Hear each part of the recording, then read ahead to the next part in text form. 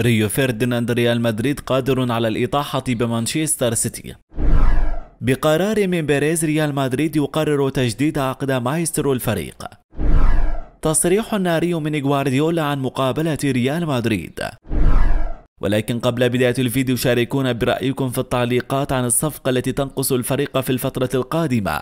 وإذا كنت من عشاق النادي الملكي لا تنسى الاشتراك في القناة وتفعيل زر الجرس لتصلكم أخبار النادي فور نزولها. وهيا بنا نبدأ الفيديو بالصلاة والسلام على رسول الله صلى الله عليه وسلم.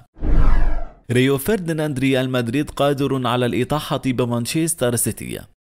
يرى ريو فرديناند أسطورة مانشستر يونايتد السابق أن ريال مدريد هو الخصم الأكبر لمانشستر سيتي، مؤكدا قدرة الميرينج على الإطاحة بالسيتي من نصف نهائي دوري أبطال أوروبا. وقال فرديناند خلال تصريحات نقلتها صحيفة موندو ديبورتيفو الإسبانية: يمكن لمانشستر سيتي الفوز في كل المباريات المقبلة، وقد أثبتوا ذلك بعدد النقاط التي جمعوها خلال السنتين الماضيتين، ولكن دوري أبطال أوروبا مختلف. وأضاف: الخصم الأكبر هو ريال مدريد، بغض النظر عن الأداء الذي يظهر به في المباراة، فقد شهدنا تاريخه في دوري أبطال أوروبا، يمكنهم الفوز من لا شيء، يمتلك لاعبين عالميين في جميع المراكز والخبرة لمواجهة فريق مانشستر سيتي. وتابع: المباراة ضد ريال مدريد هي الأصعب للسيتي، ثم الديربي في نهائي كأس الاتحاد الإنجليزي. لا يمكن التنبؤ بما سيحدث، فهم المرشحون، لكن هل يمكنهم الخسارة أمام مانشستر يونايتد؟ نعم، هناك خيارات.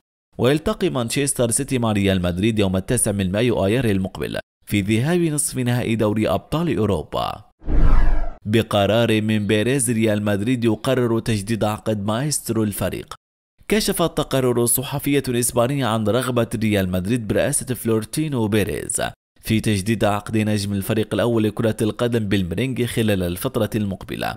وحسب ما ذكرته شبكة آس الإسبانية أن لوكا مودريتش تلقى الضوء الأخضر من فلورنتينو بيريز لتجديد عقده. وتابعت الشبكة: اللاعب تناقش بموضوع التجديد مع رئيس النادي وتم الاتفاق. وأكملت: لوكا سيستمر في مشاركته مع منتخب بلاده أيضا في مسابقة دوري الأمم، وفي حال يحقق اللقب سيعتزل، وفي حال لا فمن الممكن الاستمرار حتى بطولة يورو 2024. ويستعد الفريق الأول لكرة القدم بنادي ريال مدريد لاستضافة نظير فريق الميريا يوم السبت المقبل الموافق 29 من إبريل ضمن منافسات الجولة 32 من بطولة الدوري الإسباني. ومن المقرر أن تنطلق صافرة بداية المباراة في تمام الساعة 6:30 مساء بتوقيت القاهرة، والساعة 7:30 مساء بتوقيت مكة المكرمة والدوحة على ملعب سانتياغو. تصريح ناري من غوارديولا عن مقابلة ريال مدريد. تغلب نادي مانشستر سيتي على منافسي أرسنال ب4 أهداف مقابل هدف واحد في قمة مباريات الجولة 33 من الدوري الإنجليزي الممتاز البريمير ليج التي أقيمت على أرض استاد الاتحاد مساء الأربعاء.